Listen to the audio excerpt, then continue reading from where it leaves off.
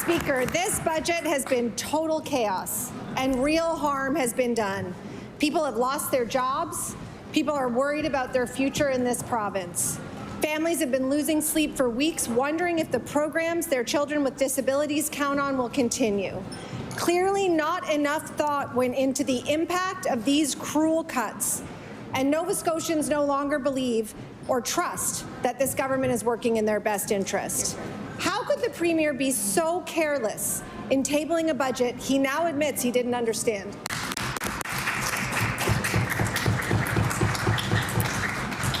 I recognize the Honourable Premier.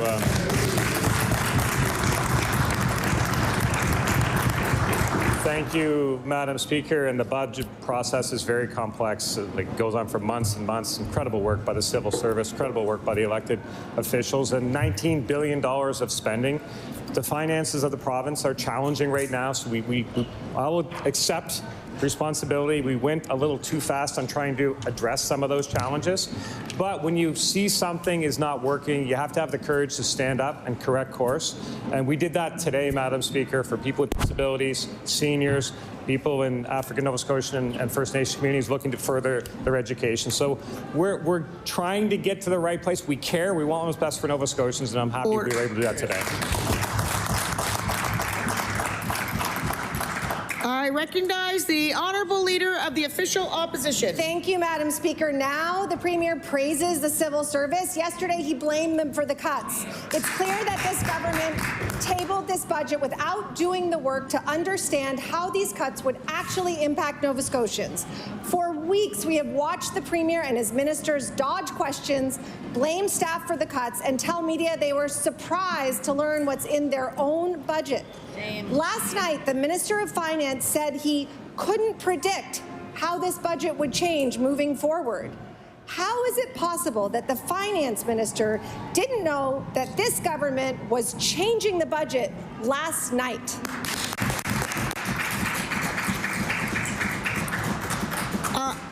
I recognize the Honourable Premier. Thank you, Madam Speaker. In actual fact, he did know, and I think that's what he said in the way he said it. But, Madam Speaker, this is about Nova Scotians. This is about investing in Nova Scotians. This is about trying to bring people together. The budget, you know, on a couple of the decisions in the budget, we got it wrong. We divided Nova Scotians. We don't want to divide Nova Scotians. We want to bring them together, Madam Speaker. There are incredible opportunities for this province. When we see we got something wrong, we're not perfect. I guess some people are. We're not, Madam Speaker. If we see we got something wrong, we have to have the courage to acknowledge that. And that's what we did today, and we did that by working together.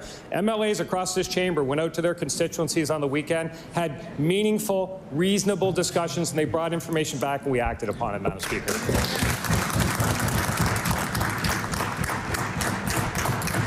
I recognize the Honourable Leader of the Official Opposition. Thank you, Madam Speaker. So the Finance Minister knew that the budget was changing, but when he was asked, he said he couldn't predict. That is damning, Madam Speaker.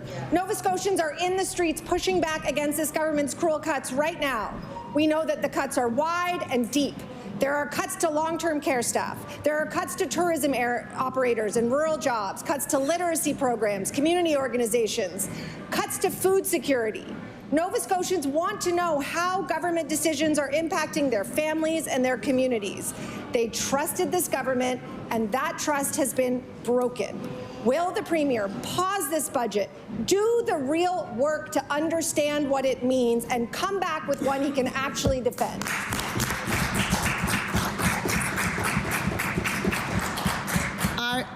I recognize the Honourable Premier. Thank you. Thank you, Madam Speaker. And the work that goes into this budget from people, working the civil service, people dedicating their lives to supporting Nova Scotians is absolutely incredible. But we know that it's complex. We know that some of the stuff goes across departments.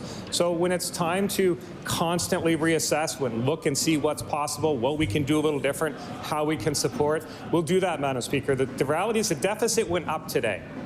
Because we're going to support more Nova Scotians. And that's the right decision, but it doesn't change the fact that we have a very challenging fiscal situation we have to deal with over the coming months and years, and we're committed to do that. I'm committed to do that, Madam Speaker.